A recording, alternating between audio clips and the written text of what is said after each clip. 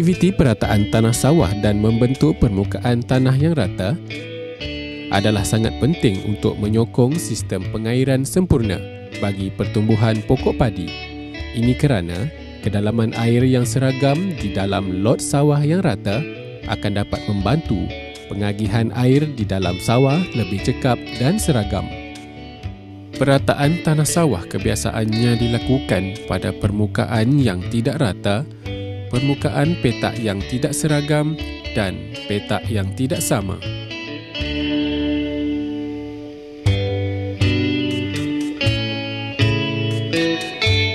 Perataan merupakan salah satu aktiviti atau kaedah untuk mengoptimumkan penggunaan tanah sebaiknya untuk penanaman padi supaya menjadikannya penanaman padi lebih padat dan rata. Selain itu, antara faedah lain perataan ialah ianya dapat menjimatkan benih, air, penggunaan racun rumpai dapat dikurangkan dan juga meningkatkan kecekapan penggunaan baja. Peningkatan hasil padi juga dapat ditingkatkan dengan penggunaan kaedah perataan tanah sebanyak 20 sehingga 30%. Sebelum perataan tanah dilakukan, tinjauan terhadap aras tanah dibuat terlebih dahulu di dalam petak sawah dengan menggunakan peralatan laser.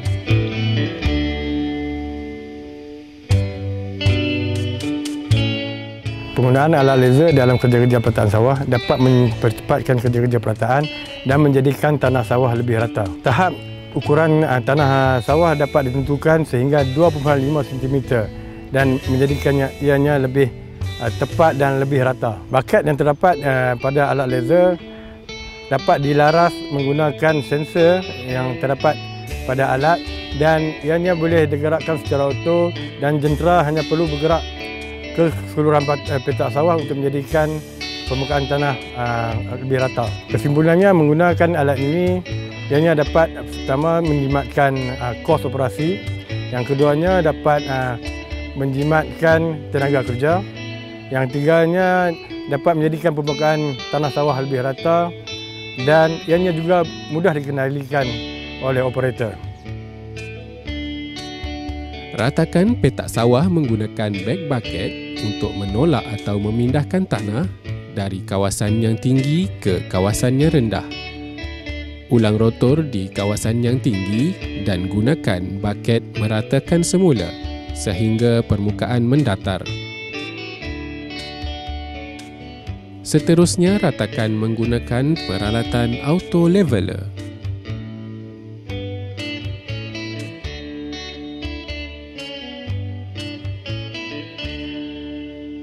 Lakukan penilaian dan pengesahan perataan beza ketinggian pada permukaan tanah yang diratakan di antara tempat tinggi dan tempat rendah tidak melebihi 5 cm. Bajak putar seluruh kawasan untuk perataan halus terakhir ke seluruh kawasan.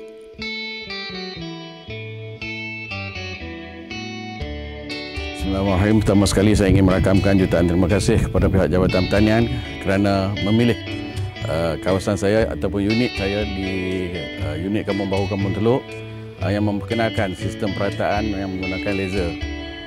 Daripada pengamatan yang saya lihat, hasil kerja yang dijalankan oleh pihak pertanian dengan menggunakan teknik laser ni, sawah padi yang sebelum ni kita nampak agak tinggi ataupun tidak rata, nampak kesamarataan tanah lebih baik dan kita mengharapkan agar hasil yang akan dituai oleh petani selepas tanaman padi nanti akan mendapat yang lebih baik daripada biasa.